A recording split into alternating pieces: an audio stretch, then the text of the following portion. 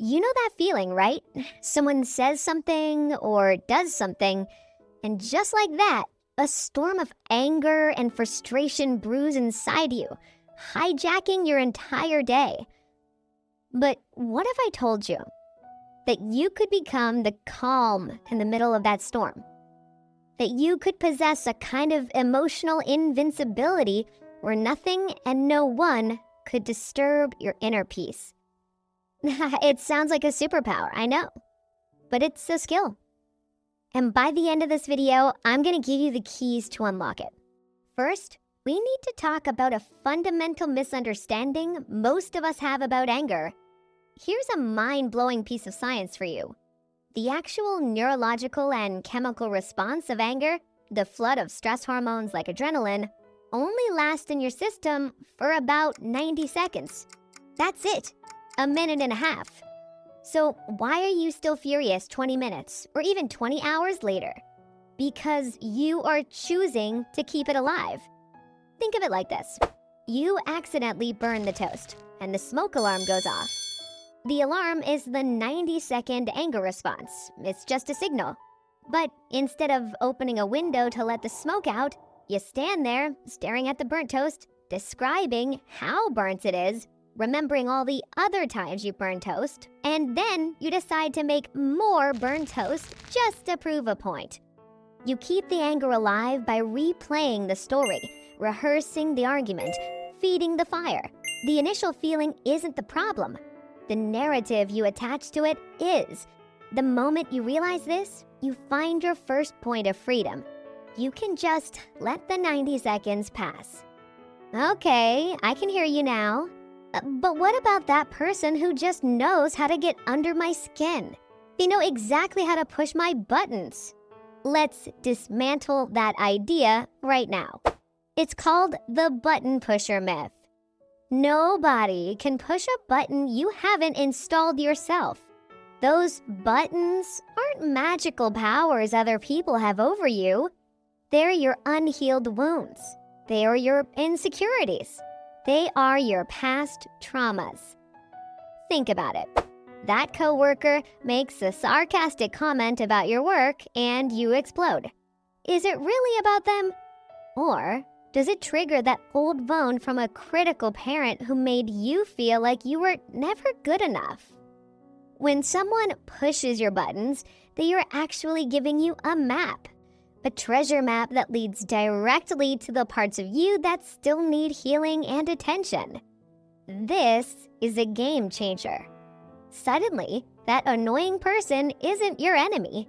They're an unwitting guide, showing you exactly where you need to grow. Instead of reacting with "how dare you," you can pause and ask yourself, what is this really about for me? All right, let's go even deeper. Here's something that might just blow your mind.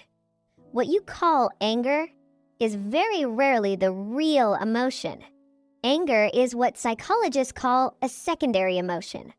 Think of anger as a big, tough-looking security guard. Its job is to stand at the door and protect the much softer, more vulnerable feelings hiding inside. Feelings like hurt, fear, shame, or disappointment. It feels much safer to be angry than it does to be hurt, right? Anger feels powerful. Vulnerability feels weak.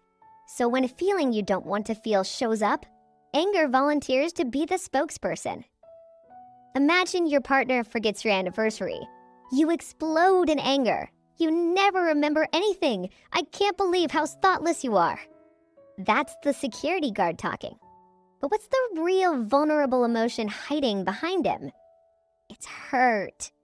The real message is, I feel forgotten. Do I not matter to you?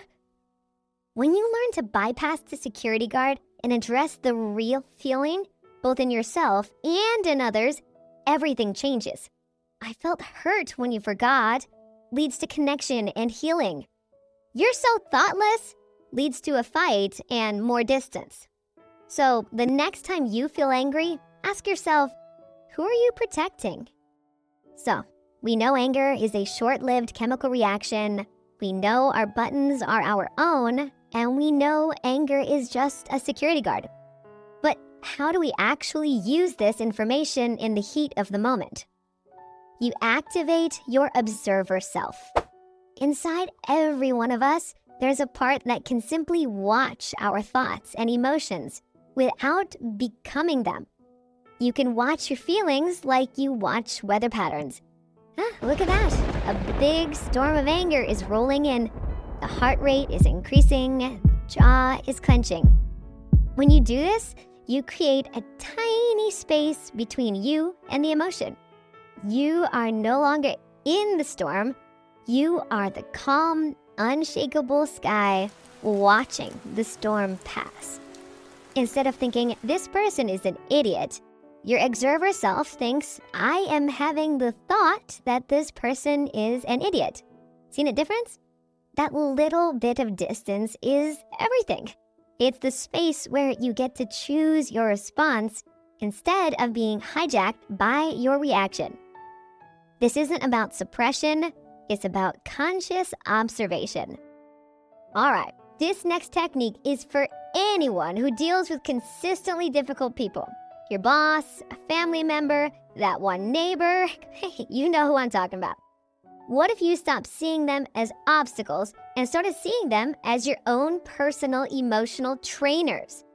Just like a physical trainer at the gym puts you through uncomfortable exercises to make your muscles stronger, these people are putting you through emotional exercises to make your mind stronger.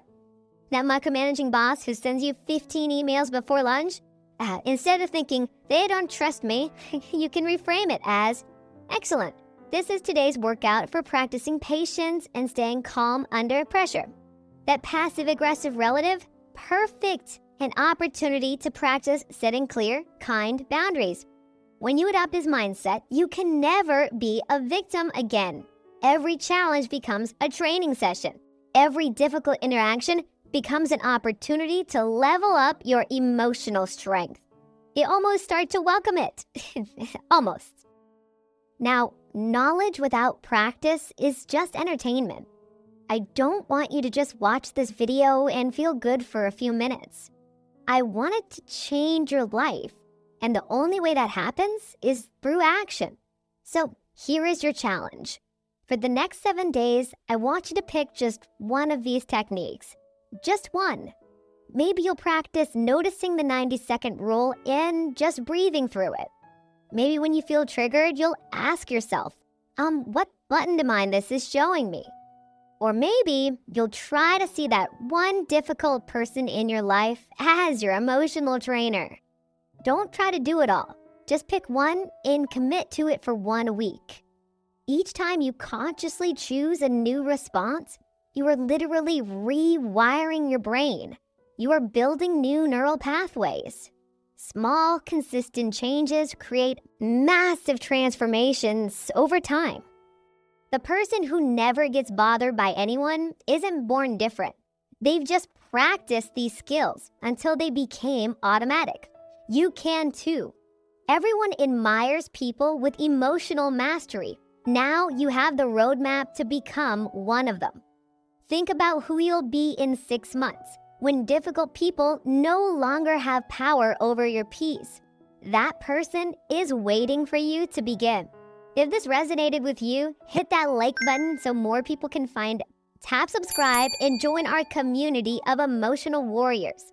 And I'd love to hear from you in the comments. Which technique are you gonna try for your 1 week challenge? Let's do this. Thank you for watching, and I'll see you in the next one.